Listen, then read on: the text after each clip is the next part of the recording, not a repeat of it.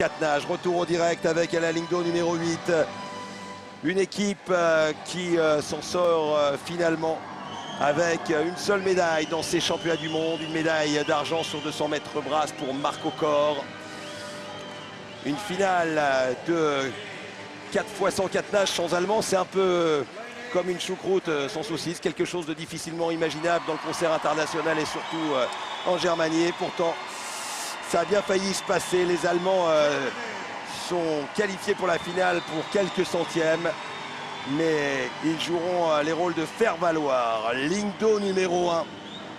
Ils ont remporté 3 titres dans ces championnats du monde. 2 grâce à Katinka Hosszu et une grâce à Daniel Gyurta.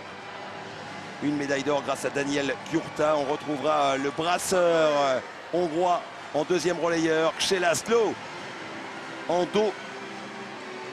Alors qu'il est médaillé en papillon, ce sera plus dur pour Pulai et Takacs. Les Hongrois, ligne d'eau numéro 1. Ligne d'eau numéro 7, Ditora, Scozzoli, Rivolta et Orsi. Une médaille chez les garçons également grâce à Paltinieri, c'était tout à l'heure. Et voici l'équipe d'Italie.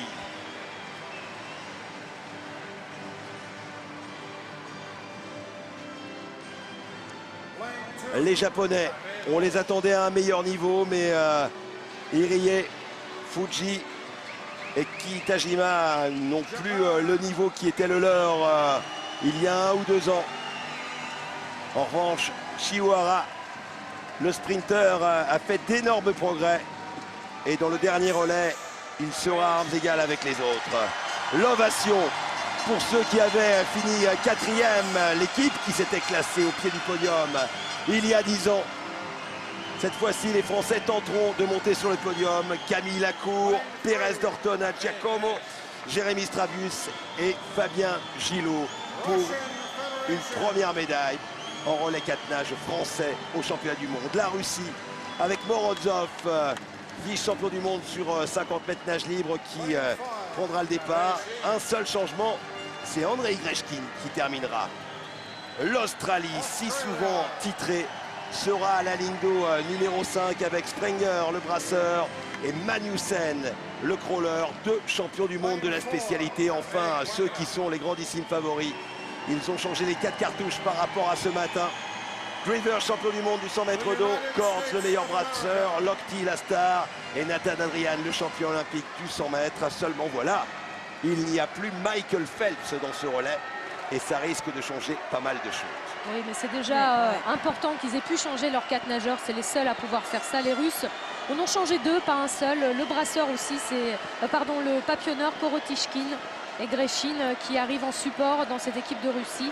Et l'Australie, bien sûr, avec Magnussen, le champion du monde ici sur 100 mètres, et un nouveau brasseur. Mais bien sûr, à surveiller les Hongrois qu'on connaît très bien des championnats d'Europe, qui mènent la course souvent devant dès le début du relais avant qu'on les rattrape. Et puis les Japonais, très dangereux, on les a vus très en forme ici sur toutes les courses de spécialité.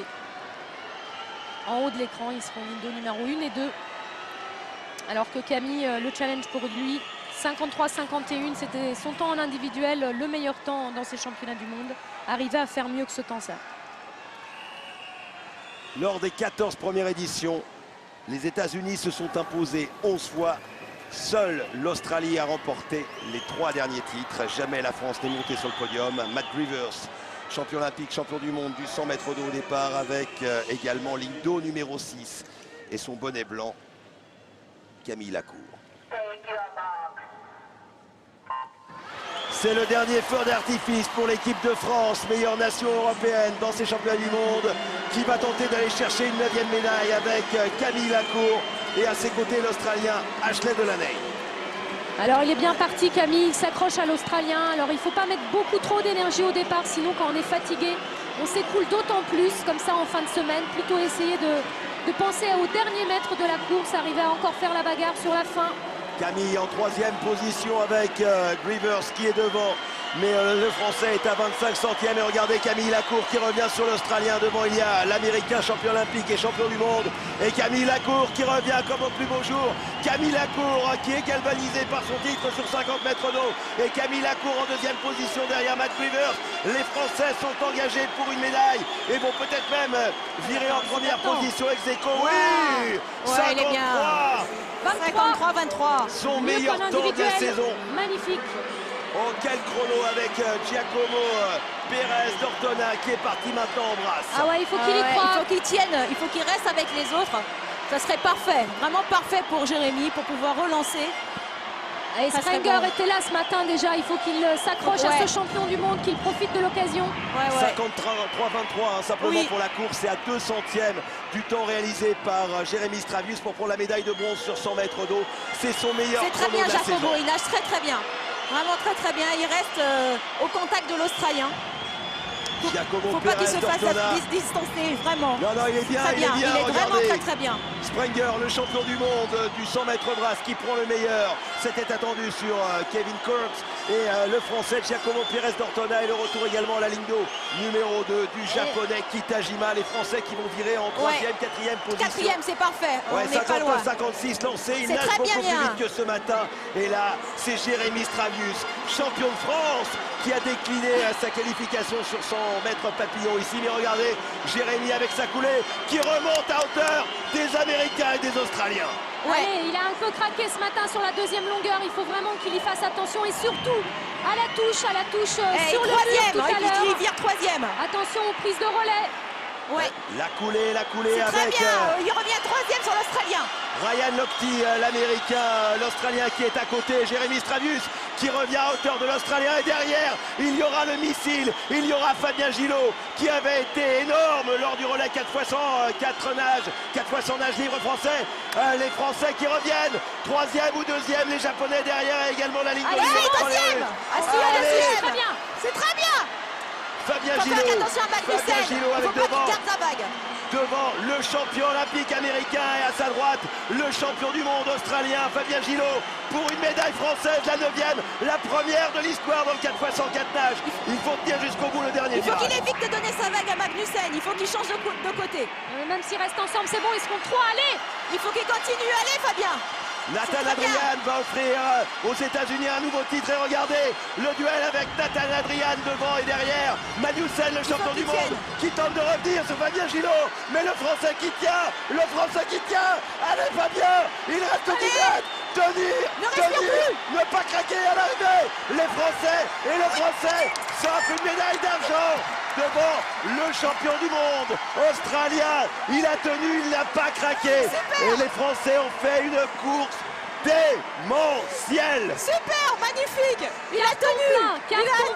Carton plein. C'était vraiment jouer tous les atouts de la France. 47-39 pour Fabien. 3 médailles cet après-midi. Super. Première médaille au 4x100 4 nage. Ils l'ont fait. Quand ils auront arrêté leur carrière. Ils sont disqualifiés, les États-Unis disqualifiés. Les Français champions du monde. Champions du monde. Les États-Unis sont disqualifiés. Oh, le brasseur Kevin Cord. Qu'est-ce qui s'est passé? Qu'est-ce qui s'est passé? Regardez l'émotion. Champion du monde. Le 4e titre, comme aux Jeux Olympiques. La France réussit à être championne du monde. Moins 0,04 pour Kevin Cord. Kevin Cord, alors on va vous expliquer après, mais là, c'est un moment historique. Jamais les Américains n'avaient été battus par un autre pays que l'Australie. Et bien là, les Français ont réussi quelque chose de fabuleux. Il leur avait manqué quelques centièmes à Giacomo Pérez d'Ortona pour rentrer dans les finales. Et bien là, les Français, parce que les Américains sont disqualifiés, sont champions du monde. La tolérance quand on prend un relais, c'est de sauter quand le nageur précédent a touché la plaque. Il y a une tolérance de moins 3 centièmes. Et là, Cord, le brasseur, par manque d'expérience, a volé le départ de 4 centièmes pour un petit centième de tolérance. Donc, les Français sont champions du monde. Fabien Gillot, son 2e titre de champion du monde. Camille Lacour, 2 titres mondiaux dans la même journée. Et Jérémy Stravius, 3 titres de champion du monde comme Camille Lacour. C'est une journée démentielle qui restera à jamais dans l'histoire de la natation. Nathan Adrian disqualifié. Nathan, what happened? Nathan Adrian, champion olympique. What happened exactly? Qu'est-ce qui s'est passé? None of us know yet. Je ne sais pas encore, on ne le sait pas. Kevin All we Cox. see is Kevin Cords went a little too fast. Is that the relay, I guess? that's how it goes. I don't blame him. He's a rookie, and Et vous savez, je ne le culpabilise pas. C'est un jeune encore, and he will learn. he'll be better next time. You're a great champion, Et Nathan. les C'est vraiment Français. un champion d'un fair play exceptionnel, Oui. Camille. Avec vous savez, les Français, Nelson. en 2 minutes, on passe de... Jérémy, vous êtes champion du monde. Nathan Adrian vient de dire que le brasseur américain a un petit peu volé le départ. Il dit également... Une question, Nelson. Ouf, écoutez, je reprends question. mes esprits, Oui. que c'est un jeune et qu'il apprendra. Vous êtes donc champion du monde sur disqualification des États-Unis. Quel sentiment est-ce que cela quel sentiment pour vous, Jérémy? Voilà. Écoutez, déjà qu'on a vu qu'on avait fait deuxième, on a explosé de joie parce qu'on a vraiment su qu'on pouvait le faire. On a tous fait un très bon relais et ouais, là c'est un grand bonheur, quoi. Giacomo, je sais combien cette médaille d'or vous fait plaisir. Vous avez souvent flirté avec les qualifications, flirté même avec le podium.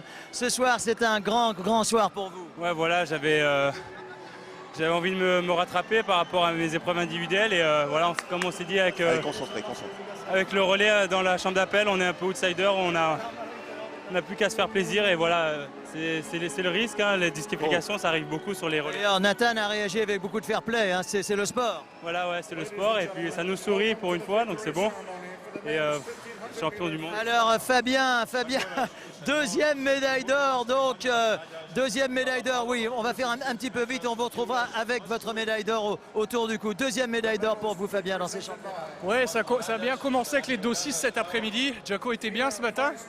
On sentait le coup à l'extérieur jouer, maintenant de la gagner. On visait plutôt le podium, c'est bien. Vous y êtes sur le podium, mais sur la première marche. Camille, écoutez, pour vous, j'ai l'impression que c'est une après-midi soirée dont vous vous souviendrez toute votre vie. Ah, des comme ça, je les prends toute la semaine, c'est magique là.